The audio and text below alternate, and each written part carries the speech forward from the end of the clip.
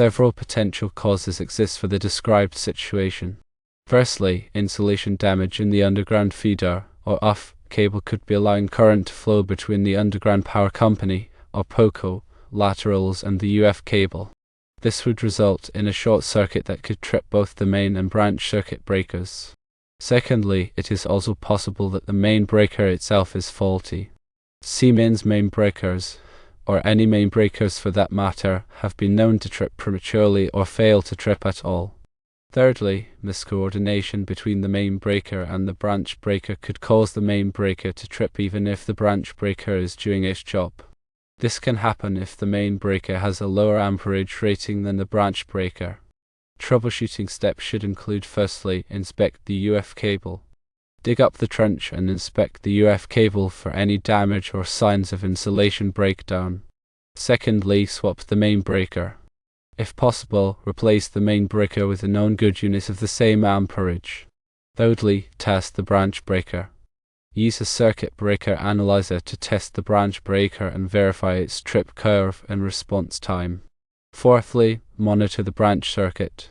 Connect a current clamp to the branch circuit and monitor the current draw over time. If the post lamp is not operating, there should be no current flow. Fifthly, inspect the post lamp. Disassemble the post lamp and double-check all wire connections and components for any loose or damaged parts. Regarding recommendations: firstly, fix insulation damage if found. Repair or replace the damaged UF cable to ensure proper insulation. Secondly, replace the faulty main breaker if confirmed. Install a reliable main breaker of the correct amperage. Thirdly, correct breaker miscoordination if found by replacing the main breaker with one of a higher amperage than the branch breaker. The process for proper troubleshooting involves the following steps. First, always ensure safety by turning off the power at the main panel before digging or accessing electrical components. Begin by visually inspecting the outdoor post light and its wiring for any obvious signs of damage, such as frayed wires, loose connections, or water ingress. Pay close attention to the condition of the UF cable where it enters the post light fixture and where it connects to the branch circuit. Use a multimeter to check for continuity between the conductors and the ground wire. Disconnect the wiring at both ends to isolate the circuit and get accurate readings. A low resistance reading indicates a short circuit. Next, examine the branch circuit breaker in the electrical panel. Look for any signs of damage, such as discoloration or melting. Test the breaker using a circuit breaker tester to ensure it trips within the specified current range. If the breaker fails the test, replace it with a new one of the same rating. If the branch circuit breaker trips immediately after being reset, this suggests a persistent short circuit in the wiring or the post light fixture. Disconnect the post light fixture from the circuit and test the wiring again. If the short circuit disappears, the problem is likely with the fixture itself. Thoroughly inspect the fixture's wiring, bulb socket, and other components for any faults. If the short circuit persists, the issue is with the underground wiring. This requires carefully excavating the trench to expose the UF cable. Visually inspect the cable for any signs of damage, such as cuts, punctures, or rodent damage. If any damage is found, the cable must be repaired or replaced. When repairing the UF cable, use appropriate underground splice kits to ensure watertight seal. Improperly sealed splices can lead to future problems with moisture and corrosion. After repairing or replacing the cable, test the circuit again to ensure the short circuit has been eliminated. If the main breaker trips along with the branch circuit breaker, this indicates a more serious issue that requires further investigation. One possibility is that the main breaker is faulty and needs to be replaced. Another possibility is that there is an overload on the circuit, causing both breakers to trip. Check the amp rating of the main breaker and ensure it is appropriate for the total load on the circuit. If the amp rating is too low, a breaker may be tripping prematurely. If the problem persists, it is recommended to consult with a qualified electrician to diagnose and repair the issue. Working with electrical systems can be dangerous, and it is important to take all necessary safety precautions. When dealing with underground wiring, always call before you dig to avoid damaging underground utilities. Wear appropriate personal protective equipment such as gloves and eye protection, and never work on electrical systems while wet or standing in water. Also, remember that electrical codes vary by location, so it is important to follow the applicable codes in your area. Consult with a local electrical inspector if you have any questions. When troubleshooting electrical problems, it is important to have a systematic approach.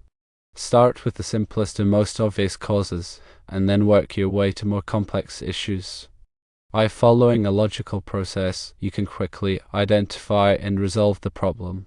Also, consider the age of the components. If the breakers and wiring are old, they may be more prone to failure. Replacing old components can help to prevent future problems. Use the proper tools for the job. Using the wrong tools can damage electrical components and create safety hazards. Always use insulated tools when working with electrical systems. Ensure that all wiring connections are tight and secure. Loose connections can cause overheating and create a fire hazard. Label all wires and cables clearly. This will make it easier to troubleshoot problems in the future. Keep a detailed record of all troubleshooting steps and repairs. This will help you to track progress and avoid repeating the same mistakes. Furthermore, consider the environmental factors. If the post light is located in a wet or humid area, this can increase the risk of electrical problems. Ensure that all electrical components are properly protected from the elements. Inspect the grounding system. A properly grounded system is essential for safety. Ensure that the grounding conductor is properly connected to the grounding electrode. Test the ground fault circuit interrupter, or GFCI, protection. If the circuit is protected by a GFCI, test it regularly to ensure it is working properly. GFCIs can help to prevent electrical shocks. Consider the possibility of voltage fluctuations. Voltage fluctuations can damage electrical components. If you suspect voltage fluctuations, consult with the power company. Inspect the electrical panel for any signs of corrosion. Corrosion can damage electrical components and create safety hazards. Clean any corrosion with a wire brush and apply a corrosion inhibitor. Consider the possibility of electromagnetic interference, or EMI. EMI can disrupt the operation of electrical equipment. If you suspect EMI, try shielding the equipment. Consult with an expert in electrical troubleshooting. If you are not comfortable troubleshooting electrical problems yourself, consult with a qualified electrician. It is better to be safe than sorry. Remember to always follow all applicable electrical codes and regulations. Electrical codes are designed to protect people and property from electrical hazards. Consult with a local electrical inspector if you have any questions. Properly functioning outdoor lighting is essential for safety and security. By following these troubleshooting steps, you can help to ensure that your outdoor post light is working properly. Do not forget about the importance of preventative maintenance. Regularly inspect your electrical system for any signs of damage or wear. This can help to prevent problems from occurring in the first place. Use surge protectors. Surge protectors can help to protect your electrical equipment from voltage surges. Voltage surges can damage electrical components. Keep electrical equipment clean and dry. Dust and moisture can damage electrical components. Ensure that electrical equipment is properly ventilated. Overheating can damage electrical components. Avoid overloading electrical circuits. Overloading circuits can cause breakers to trip and can create a fire hazard. Use the correct size of wire for the application. Undersized wire can overheat and create a fire hazard. Do not run electrical cords under carpets or rugs. This can damage the cords and create a fire hazard. Do not use extension cords as a permanent wiring solution. Extension cords are intended for temporary use only. Install a whole house surge protector. A whole house surge protector can help to protect your entire electrical system from voltage surges. Consider installing a backup generator. A backup generator can provide power during a power outage. Have your electrical system inspected regularly by a qualified electrician. Regular inspections can help to identify potential problems before they become serious. Remember that safety is always the top priority when working with electrical systems. Take all necessary precautions to protect yourself and others from electrical hazards.